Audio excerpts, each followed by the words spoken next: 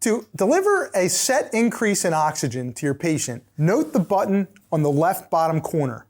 When I press this and hold it down, I've now activated a 1-minute O2 boost.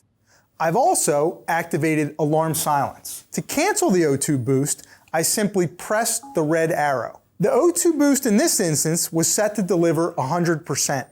If I want to adjust that to an incremental increase, I can easily do that by going to the maneuver screen.